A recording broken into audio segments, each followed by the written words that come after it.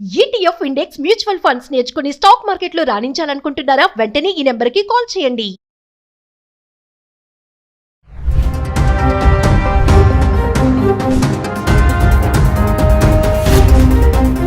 Hi hello నమస్తే, welcome back to Suman TV. Present మనతో పాటు ఉన్నారు chairman of national security studies UGC centre for human security studies founder and executive director Kanneganti Ramesh Babu garu. నమస్తే sir. Madam. Naveen garu, it's pleasure again getting back to you. Trump తీసుకునే నిర్ణయాలతోటే మనం already చేస్తానే ఉన్నాం videos. ఎప్పుడైతే ట్రంప్ అధికారంలోకి వచ్చాడో అప్పటి నుంచి ఇప్పటి వరకు కూడా సో మెనీ డెసిషన్స్ అన్నమాట. దానివల్ల మన ఇండియన్ స్టూడెంట్సే కానీ ఫర్దర్ గా చాలా మంది విద్యార్థులు ఇబ్బంది పడుతున్నారు. అంటే ఈ రోజు మళ్ళీ మిమ్మల్ని పిలవడానికి కారణం ఏంటంటే, ఎంతో మంది అమెరికా వెళ్ళి చదువుకోవాలి, అక్కడ సెటిల్ అవ్వాలనుకునే వాళ్ళందరికీ కూడా ట్రంప్ అనేవారు షాక్ ఇస్తూనే ఉన్నాడు. అంటే ఇప్పుడు కొత్తగా 30 కంట్రీస్ కి ట్రావెల్ బ్యాన్ విధించబోతున్నాడు. సో ఎందుకు అంటారు ఇలా? ముఖ్యంగా డొనాల్డ్ ట్రంప్ 2025 జనవరిలో ప్రమాణ స్వీకారం చేసిన తర్వాత రెండోసారి అమెరికా అధ్యక్షుడిగా గత 12 నెలల్లో ప్రపంచవ్యాప్తంగా పెను మార్పులు సంభవించినాయి. అవి ఎంతవరకు అమెరికాకి లాభం చేకూర్చుని, లేదా ఎంతవరకు అమెరికా యొక్క మిత్ర దేశాలకి శత్రు దేశాలకి లాభం కానీ నష్టం కానీ చేకూర్చుని డిఫరెంట్ డిబేట్ ఆల్ టుగెదర్. కానీ ట్రంప్ తీసుకునే నిర్ణయాలు ఏకపక్షంగా ఆయన దేశానికి మాత్రమే, అందుట్లో ఒక వర్గానికి మాత్రమే ఉపయోగపడే విధంగా ఆయన డెసిషన్స్ తీసుకుంటున్నాడు అనేది మనకి ఈ గత 12 ఏళ్లలో ఆయన తీసుకున్న డెసిషన్స్ని అనాలిసిస్ చేసినప్పుడు, విశ్లేషణ చేసినప్పుడు అర్థమవుతుంది. సో ఇప్పుడు ఆయన చెప్పేది ఏంటంటే, నేను నా దేశానికి మేలు చేకూర్చే let's make America great again, MAGA MAGA, make America great again అనే నినాదంతో నేను అమెరికా అధ్యక్ష భవనంలో కూర్చున్నా. సో నేను ఇండియన్ స్టూడెంట్స్ గురించో, లేకపోతే కొరియన్ స్టూడెంట్స్ గురించో, జాపనీస్ స్టూడెంట్స్ గురించో, చైనీస్ స్టూడెంట్స్ గురించో వాళ్ళ యోగక్షేమాలు ఆలోచించాల్సిన అవసరం నాకు లేదు. మా అమెరికాకి ఏది లాభమో అదే మాకు మంచిది అనే విధంగా అతను మాట్లాడుతున్నాడు. సరే, అదే అతను మాట్లాడుతున్న విధానం. దాంట్లో నుంచి మన భారతీయ విద్యార్థులకి, విద్యార్థినులకి ఎంతవరకు ఉపయోగకరంగా ఉంటుంది.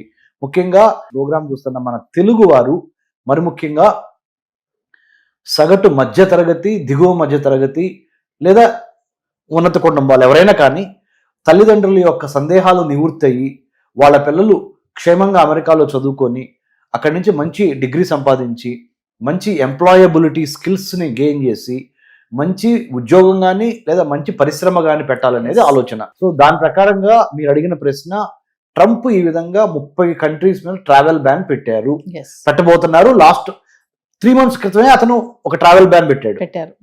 Pakistan, Syria, Lebanon, Ethiopia, Sudan, Latin అమెరికాలో ఉన్న కొన్ని కంట్రీస్, చిలీ, పెరుగ్వే, ఇలాంటి కొన్ని కంట్రీస్, అర్జెంటైనా, ఇక్కడి నుంచి రాకూడదని ట్రావెల్ బ్యాన్ పెట్టాడు ఆయన. ఆఫ్రికాలో కొన్ని కంట్రీస్, ఏషియాలో కొన్ని కంట్రీస్, లాటిన్ అమెరికా అంటే సౌత్ అమెరికా అనమాట. సౌత్ అమెరికా, సెంట్రల్ అమెరికా, దాన్ని లాటిన్ అమెరికా అంటారు. లాటిన్ అమెరికా అంటే సెంట్రల్ అమెరికా, సౌత్ అమెరికా కలిపిన దేశము లాటిన్ అమెరికా. సో ఆ ప్రాంతంలో నుంచి స్టూడెంట్స్ రాకూడదు, లేదా వ్యాపారులు వచ్చినా కానీ ఈ కండిషన్స్ ఫుల్ఫిల్ అవ్వాలని పెట్టారు. ఎందుకు పెట్టారనేది మీరు అడిగిన ప్రశ్న. ఎందుకు అంటే, అమెరికాలో ముఖ్యంగా అమెరికాకి ఇప్పుడు పగ్గం చేపట్టి అమెరికా అధ్యక్ష పదవిని పరిపాలిస్తున్న డొనాల్డ్ ట్రంప్ రిపబ్లికన్ పార్టీ యొక్క అధిపతి. అంటే రిపబ్లికన్ పార్టీ యొక్క రిప్రజెంటేటివ్ కూడా, ప్రెసిడెంట్ అయ్యి అమెరికన్ వైట్ హౌస్లో కూర్చున్నారు. రిపబ్లికన్ పార్టీ యొక్క సిద్ధాంతం ఏంటంటే, బాగా డబ్బులున్న వాళ్ళు, conservative, traditional, rich and then pro America, ఈ భావాలు కలిగిన వాళ్ళు మాత్రమే రిపబ్లికన్ పార్టీలో ఉంటారు. ఆ రిపబ్లికన్ పార్టీలో ఒకడైన డొనాల్డ్ ట్రంప్ ప్రెసిడెంట్గా ఉన్నాడు కాబట్టి ఆయన యొక్క ఆలోచన విధానం కూడా పార్టీ ఆలోచన విధానానికి దగ్గరగా ఉంటుంది. అంటే డబ్బులున్న వాళ్ళు మాత్రమే అమెరికా రావాలి, ఇక్కడికి వచ్చి డబ్బులు సంపాదించి మీ ఇంటికి పంపిద్దాం అనుకుంటున్నావు, అది కరెక్ట్ కాదు. ఒకవేళ మేము ట్యాక్స్ కడుతున్నాం కానీ మీరు అనొచ్చు, సంపాదించిన ప్రతి రూపాయలు మీరు ట్యాక్స్ తీసుకుంటున్నారు, ప్రతి $1.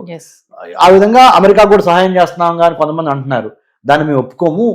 మీ దగ్గర మినిమము మాకు సంబంధించినంత వరకు ఒక ఫిక్స్డ్ అమౌంట్తో మీరు వచ్చి, అది 100 అంటే ఒక 70 లక్షలు తెలుగు అంటే మన ఇండియన్ రూపీస్లో 70 నుంచి 80 లక్షలు పెట్టుబడి ఉంటేనే మీకు వీసాలు ఇస్తాం.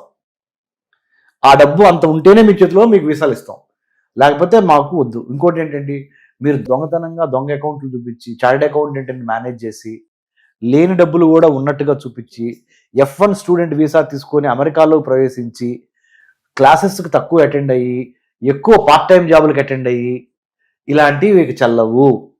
ఇది 2వ పాయింట్.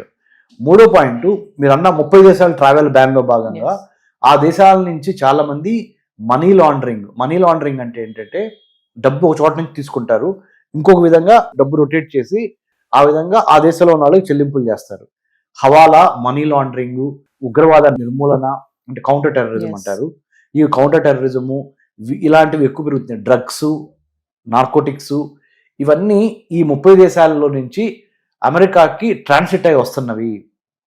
కాబట్టి మేము ఇంకొక 3 ఏళ్ళు ఉంటాడు ట్రంప్, ఈ 3 ఏళ్ల పాటు నేను చాలా ఖచ్చితంగా వ్యవహరిద్దాం అనుకుంటున్నాను. మీరు రాకపోయినా పర్ల మా దేశానికి, మీ నుంచి మాకు ఎదురుగా ఎక్కువ వచ్చే ఆదాయం ఏమి లేదు. అందుకనే ఆ ₹1,00,00,000 నుంచి 70 లక్షల మధ్య క్యాప్ పెట్టాడు ఆయన.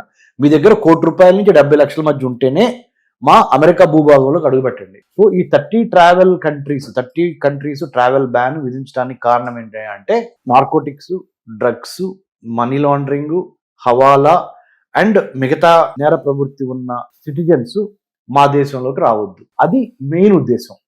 ఆ ఉద్దేశానికి జస్టిఫై చేసుకోవటానికి మినిమం ₹1,00,00,000 మన ఇండియన్ కరెన్సీలో, వాళ్ళ కరెన్సీలో ఎంతైతే అంత, మీరు అంతుంటేనే మాత్రం $100,000 దాకా మీరు ఉంటేనే మాత్రము యుఎస్లోకి అడుగుపెట్టండి అనే క్యాప్ విధించారు.